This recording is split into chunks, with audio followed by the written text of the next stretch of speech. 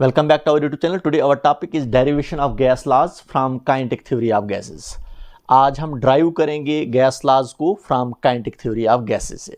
तो gas laws हमारे पास क्या है? बॉयल्स लॉ है, चार्ल्स लॉ है, गay-lussac लॉ है, एवोगाड्रोस लॉज है। इनको हम ड्राइव करेंगे from kinetic theory of gases से। तो सबसे पहले हम किस लॉ को ड्राइव करेंगे? हम बॉयल्स लॉ को ड्राइव करेंगे हम from kinetic theory of gases से। सबसे पहले ये आपको पता होना चाहिए कि बॉयल्स लॉ हमें क्या कहता है। यहाँ पर मैंने स्टेटमेंट लिखी है, it states that volume is inversely proportional to pressure at constant temperature in ideal gas. तो ये हमारे पास यहाँ पर मैंने लिखा है, it states that volume of ideal gas is inversely proportional to the pressure at constant temperature. Volume जो होता है यहाँ पर हमारे पास इनवर्सली प्रोपोर्शनल टू प्रेशर होता है। इसका मतलब ये हुआ कि अगर हमारे पास गैस का वॉल्यूम डिक्रीज हो जाएगा तो वॉल्यूम डिक्रीज हो जाएगा तो प्रेशर क्या हो जाएगा? इंक्रीज हो जाएगा। अगर वॉल्यूम इंक्रीज हो जाएगा तो प्रेशर डिक्रीज हो जाएगा। इनवर्सली प्रोपोर्शनल में है। जैसे हमारे पास यहाँ पर देख सकते हो आप, ये हमारे पास एक कंटेनर में गैस है और पहले हमारे पास गैस का वॉल्यूम क्या है? V1 है। फिर हमारे पास गैस एक्सपेंड हुई है तो इसका वॉल्यूम जो है वो बढ़ गया है, दैट इज़ V2। यहाँ पर अगर हम कहेंगे, यहाँ पर हमारे पास वॉल्यूम क्या है? V1 है, कम वॉल्यूम है। यहाँ पर अगर हमारे पास वॉल्यूम कम है तो यहाँ पर प्रेशर क्या होगा? ज़्यादा होगा, मैक्सिमम होगा यहाँ पर प्रेशर। अब उसके बाद जब गैस एक्सपेंड हुई, वॉल्यूम हमारे पास क्या हुआ? V2 हुआ हमारे पास वॉल्यूम। जब हमारे पास वॉल्यूम V2 हो जाएगा, इसका मतलब वॉल्यूम हमारा बढ़ गया। यहाँ पर हमारे पास क्या हो जाएगा? प्रेशर डिक्रीज हो जाएगा। तो वॉल्यूम जब कम होगा तो प्रेशर क्या होगा? ज़्यादा होगा। अगर वॉल्यूम बढ़ जाएगा गैस का तो हमारे पास जो है प्रेशर डिक्रीज हो जाएगा। तो यही हमें बॉयल्स लॉ कहता है। लेकिन यहाँ पर हमारे पास टेम्परेचर जो रहना चाहिए वो कांस्टेंट रहना चाहिए। टेम्परेचर हमारा चेंज नहीं होना चाहिए।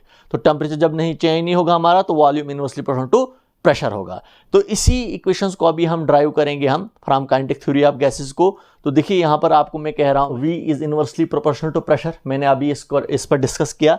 तो इसको इस फॉर्म में भी लिख सकता हूँ मैं। P को यहाँ पर ट्रांसफर करूँगा तो PV is equal to constant के इक्वल आपके पास आ रहा है। तो इस इक्वेशंस को, ये जो हमारे पास volume is inversely proportional to pressure, इसको ऐसे भी लिख सकता हूँ मैं, PV is equal to constant. क्योंकि ये P ट्रांसफर हो जाएगा, यहाँ पर डायरेक्टली प्रोपोर्शनल को हम इक्वल टू में चेंज करते हैं तो फिर आगे जब हम इक्वल टू में चेंज करते हैं तो आगे आपके पास क्या आ जाता है? कांस्टेंट आ जाता है। तो आपको पता ही है आइडल इक्वेशन आपके पास क्या होती है? PV is equal to RT के इक्वल होता है। R भी कांस्टेंट होता है और T भी कांस्टेंट। T हमारे पास क्या है? यहाँ पर टेम्परेचर है।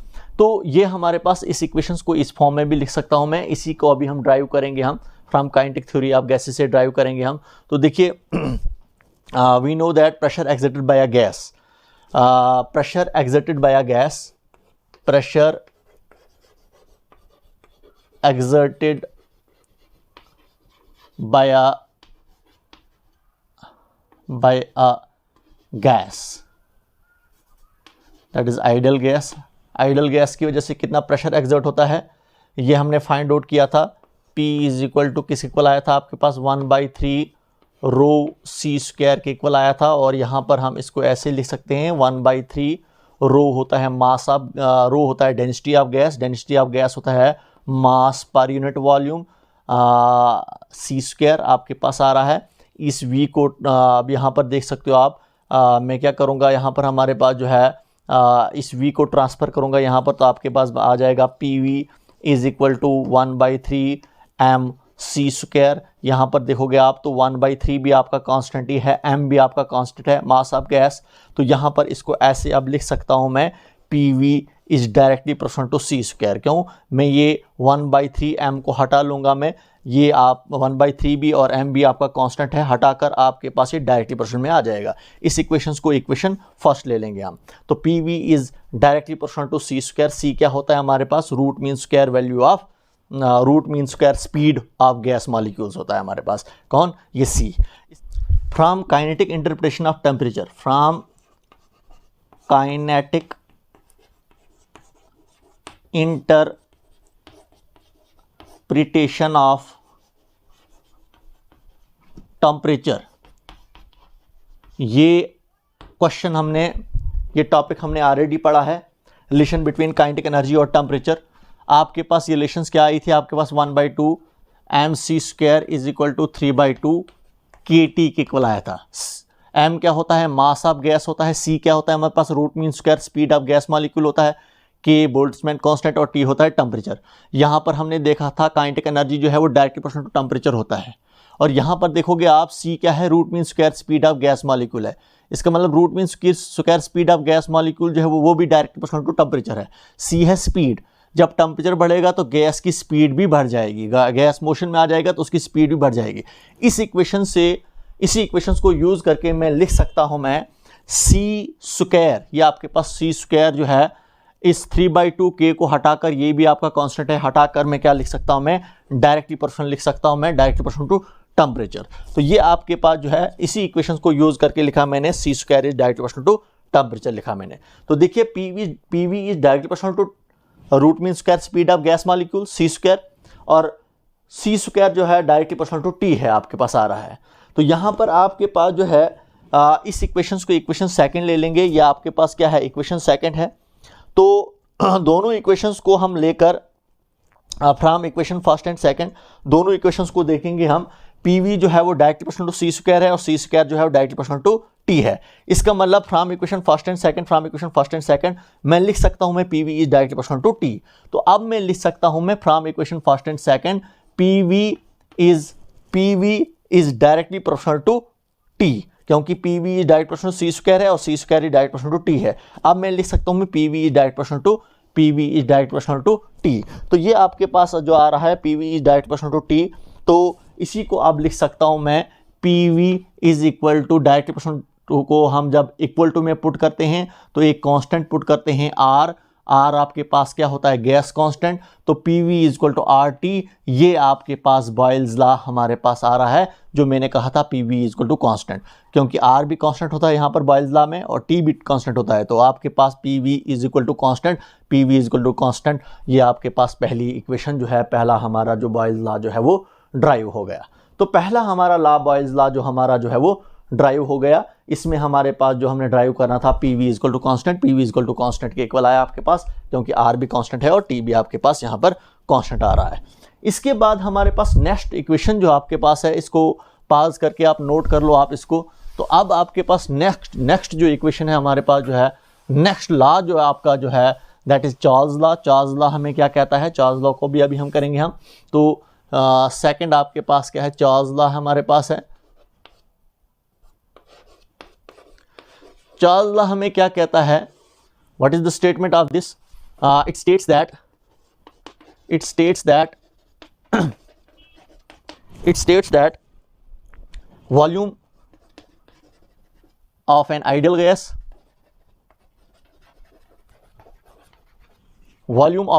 gas is directly proportional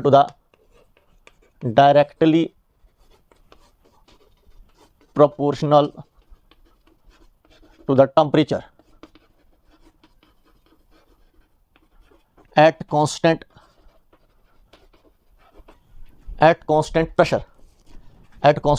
pressure। यहां पर आपका कांस्टेंट क्या होता है, प्रेशर होता है। तो इसी को मैथमेटिकल फॉर्म में अगर लिखूंगा मैं, V is directly proportional to temperature, V is directly proportional to temperature, इसको मैंने ड्राइव करना है। ये क्या कह रहा है, ये कह रहा है कि अगर हम इस गैस का टेम्परेचर बढ़ाएंगे तो वॉल्यूम भी बढ़ जाएगा। देखिए यहाँ पर हमारे पास गैस है, इस कंटेनर में अगर हम गैस को बढ़ाएंगे, गैस का टेम्परेचर बढ़ाएंगे, गैस को हीट देंगे, इसका टेम्परेचर बढ़ेगा। टेम्परेचर जब बढ़ेगा तो गैस मॉलिक्यूल्स मोशन में आ जाएंगे। जब ये मोशन में आ जाएंगे पिस्टन के साथ टकराएंगे, पिस्टन जो है अपवर्ड डायरेक्शन में मूव करेगा। तो इसका पहले वॉल्यूम क्या था, V1, अब वॉल्यूम क्या हो जाएगा, V2 हो जाएगा। इसका मतलब टेम्परेचर बढ़ाने से गैस का वॉल्यूम बढ़ गया। तो देखिए गैस का वॉल्यूम क्या हो गया, बढ़ गया, गैस एक्सपेंड हो जाएगी। तो यही मैंने अभी हमने ड्राइव करना है from kinetic theory of gases, volume is directly proportional to temperature. तो देखिए इसको भी अभी हम इसको ड्राइव करेंगे। इसको किस तरीके से हम ड्राइव करेंगे, तो सबसे पहले हमारे पास from kinetic theory of gases, kinetic theory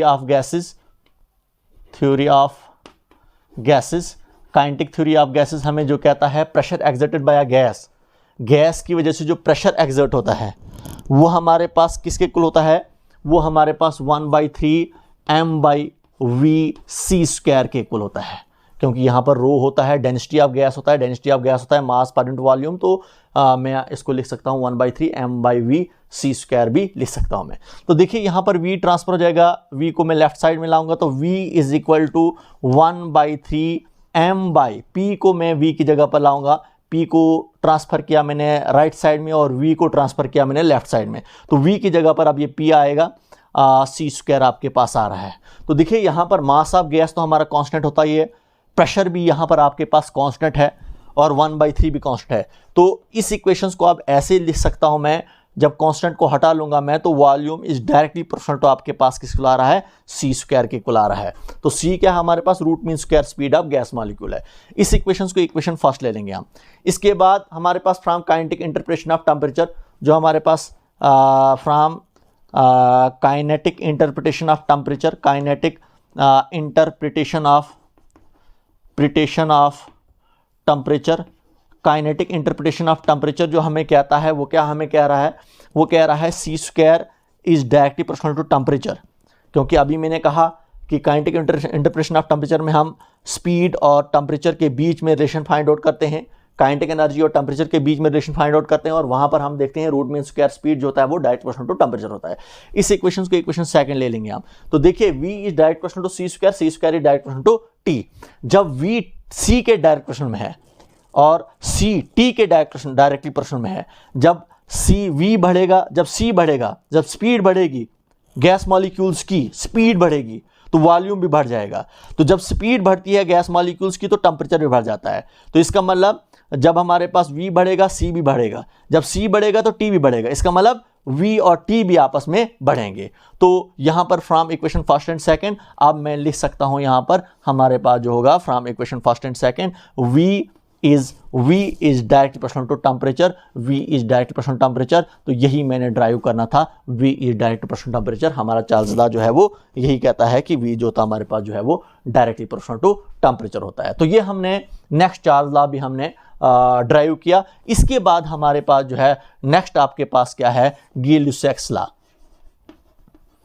ल्यूसेक्स law, गी-लुसाक्स law हमें क्या कहता है, इसकी स्टेटमेंट क्या है, it states that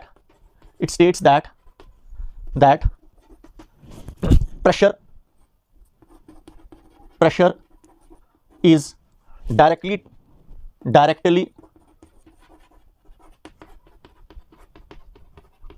proportional to temperature at constant volume। तो यहां पर हमारे पास वॉल्यूम क्या है, कांस्टेंट है, और यहां पर आपके पास क्या है, प्रेशर जो है वो डायरेक्टली प्रोपोर्शनल टू टेम्परेचर है। ये मैंने यहां पर आपको ड्राइव करके देना है। ये यहां पर ये कह रहा है कि अगर वॉल्यूम को कांस्टेंट रखा मैंने, वॉल्यूम आपका नहीं बढ़ रहा है, गैस का वॉल्यूम यहीं तक है, यहां से लेकर यहां तक ही गैस का वॉल्यूम है हमारे पास, और यहां पर मैं टेम्परेचर बढ़ा रहा हूं मैं गैस का टेम्परेचर जो ही बढ़ाऊंगा मैं तो गैस मॉलिक्यूल जो है उनका मोशन बढ़ जाएगा। जब उनका गैस मॉलिक्यूल्स का मोशन बढ़ जाएगा तो वो बड़ी तेजी से वॉल्स ऑफ द कंटेनर के साथ टकराएंगे, जिसकी वजह से प्रेशर एक्सर्ट होगा, किसका प्रेशर बढ़ेगा, प्रेशर इंक्रीज होगा, किसका, गैस का प्रेशर इंक्रीज होगा। तो इसका मतलब हमारे पास अगर हमारा वॉल्यूम जो है वो अगर चेंज नहीं हो रहा है तो हमारे पास जब हम टेम्परेचर बढ़ाएंगे, टेम्परेचर बढ़ने से क्या होगा, प्रेशर बढ़ जाएगा।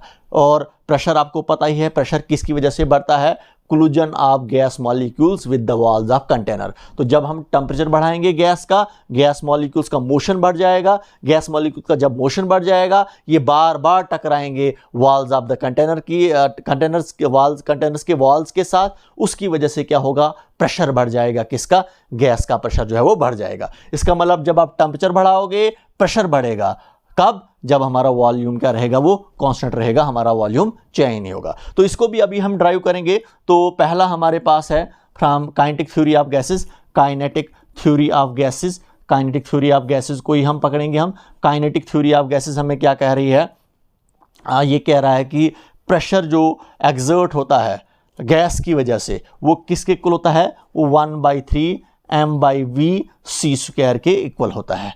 ये इसके इक्वल होता है हमारे पास pressure.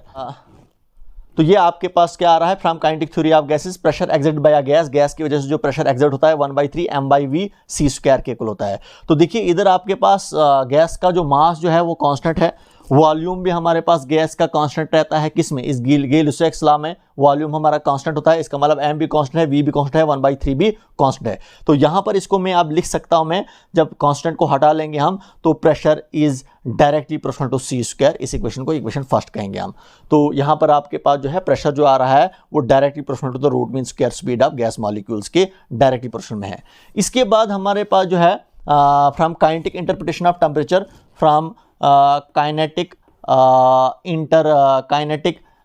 interpretation of temperature, kinetic interpretation of temperature हमें क्या कह रहा है, c square is directly proportional to t। तो ये जो हमारे पास जैसे यहाँ पर था c square is directly proportional to t, यहाँ पर भी आपके पास c square is directly proportional to t। तो ये यहाँ पर आप देख सकते हो, आप pressure is directly proportional to speed, और स्पीड जो है वो डायरेक्टली प्रोपोर्शनल टू t है। स्पीड आपको पता है ये c क्या है, ये स्पीड ही है, root mean square speed of gas molecules. यहाँ पर भी आपके पास c क्या है, root mean square speed of gas molecules. जब प्रेशर स्पीड के डायरेक्ट प्रोपोर्शनल में है, जब गैस की स्पीड बढ़ जाएगी तो प्रेशर भी बढ़ जाएगा, और जब गैस की स्पीड बढ़ जाती है तो टेम्परेचर भी बढ़ जाता है, टेम्परेचर बढ़ने से गैस की स्पीड बढ़ जाती है। तो जब p is direct proportional to c square है, c square is direct proportional to t है, तो from equation first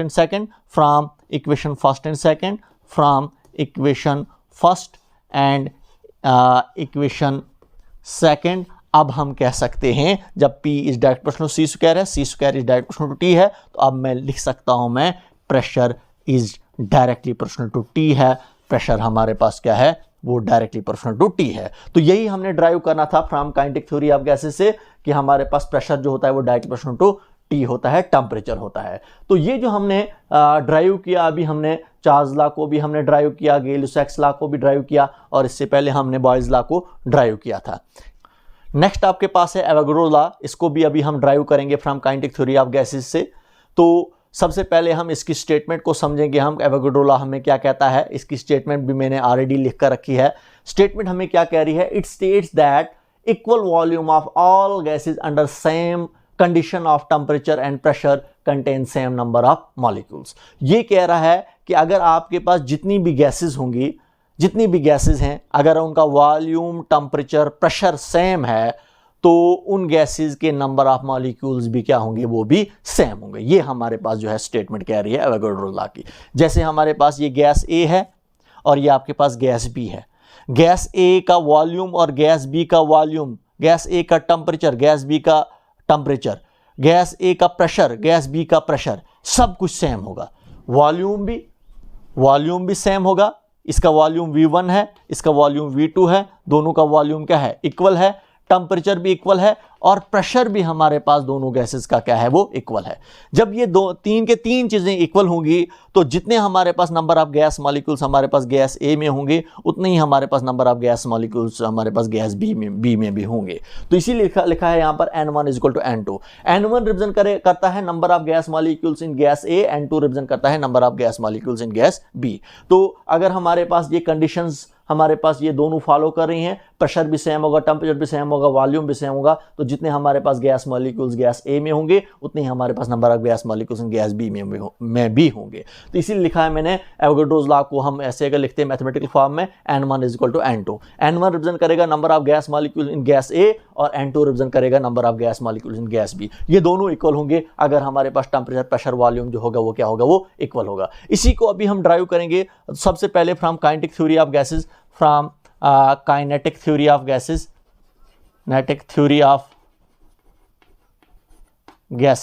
kinetic theory of gases हमें क्या कह रहा है, pressure exerted by a gas.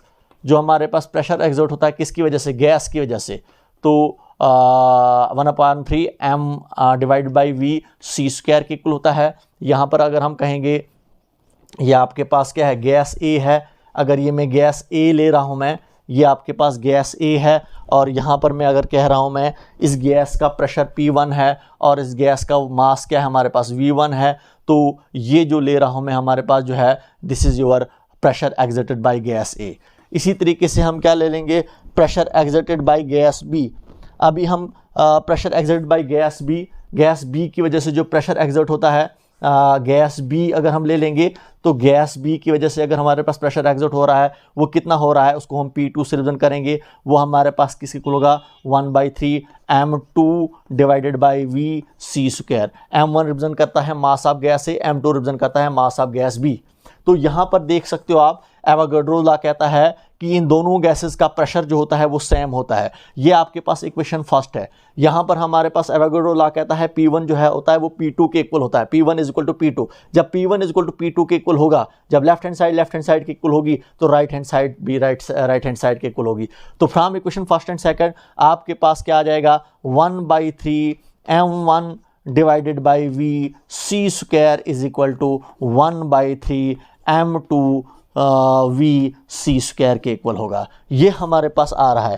तो यहाँ पर देखिए एक और चीज़ यहाँ पर आपको कहूँगा मैं, ये C1 लगा लूँगा। यहाँ पर C1 रिप्रेजेंट करता है हमारे पास गैस A की root mean square speed of gas molecules को, और C2 रिप्रेजेंट करता है हमारे पास root mean square speed of gas B, root mean square speed of gas molecules B। तो C2 इसको रिप्रेजेंट करता है। तो यहाँ पर भी हम लिखेंगे इसको C1 और C2 आपके पास आ रहा है। तो देखिए 1/2 कैंसिल आउट हो जाएगा। इसके बाद V भी कैंसिल आउट हो जाएगा। आपके पास अब क्या रहा है यहाँ पर M1 C1² that is equal to M2 C2² के इक्वल आपके पास आ रहा है। तो ये जो अभी मैंने लिखा यहाँ पर आपके पास M1 जो हमारे पास है, ये M1 क्या होता है, this is the mass of gas A। तो M1 की जगह पर मैं लिख सकता हूँ, मैं इसकी जगह पर क्या लिख सकता हूँ, मैं स्मॉल m लिख सकता हूँ मैं, और इसके बाद हम स्मॉल m और स्मॉल n लिख सकता हूँ मैं किसकी जगह पर, इस कैपिटल M की जगह पर। साथ में हमारे पास ये C1 है, C1 का स्क्वायर। इसी तरीके से यहाँ पर M2 की जगह पर भी लिख सकता हूँ मैं M2 N2 C2² लिख सकता हूँ मैं आपको पता है मास m क्या होता है, ये m जो होता है हमारे पास ये mn के इक्वल होता है, क्योंकि मैंने m की जगह पर mn लिखा मैंने। ये m क्या होता है, मास ऑफ वन गैस। ये m आपके पास क्या होता है, mass of one gas. n क्या होता है, नंबर ऑफ गैस मॉलिक्यूल्स। तो जब नंबर ऑफ गैस मॉलिक्यूल्स को मल्टीपल करूंगा मैं मास ऑफ वन गैस के साथ, तो मेरे पास टोटल मास ऑफ गैस निकलेगा। जैसे हमारे पास ये गैस A है, इसका मास हमारे पास क्या है, m1 है। तो ये m1 किसके इक्वल होगा, वो ये हमारे पास m1 n1 के इक्वल होगा। n1 रिप्रेजेंट करता है number of gas molecules in gas A, और m1 रिप्रेजेंट करता है mass of one gas molecules. Mass of one gas molecules को जब मल्टीपल करूंगा नंबर ऑफ गैस मॉलिक्यूल्स के साथ, तो मेरे पास mass of this gas A निकलेगा, जिस मास ऑफ गैस A को हम m1 से रिप्रेजेंट करते हैं। इसी तरीके से हम यहाँ पर m2 की जगह पर हम लिखते हैं M2 N2 लिखते हैं। तो ये भी हमारे पास हो गया, N2 हो गया mass of number of gas molecules in gas B, और M2 हो गया mass of one gas molecules. तो ये भी हमारे पास M2 N2 किसके इक्वल होगा, ये भी हमारे पास M2 के इक्वल होगा। तो ये इक्वेशन जो ले रहा हूं मैं, इस इक्वेशन को इक्वेशन फर्स्ट ले लूंगा मैं। इसके बाद हमारे पास जो है एवरेज काइनेटिक एनर्जी पर मॉलिक्यूल, एवरेज काइनेटिक एनर्जी पर molecule of gas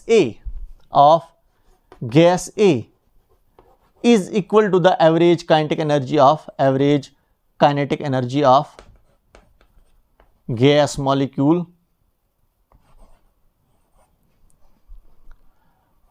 average kinetic energy per molecule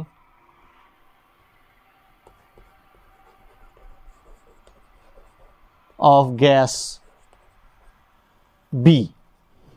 तो यहां पर हमारे पास जितनी काइनेटिक एनर्जी हमारे पास, एवरेज काइनेटिक एनर्जी जितनी हमारे पास गैस मॉलिक्यूल्स A की होती है, उतनी हमारे पास एवरेज काइनेटिक एनर्जी पर मॉलिक्यूल्स गैस B की भी होती है।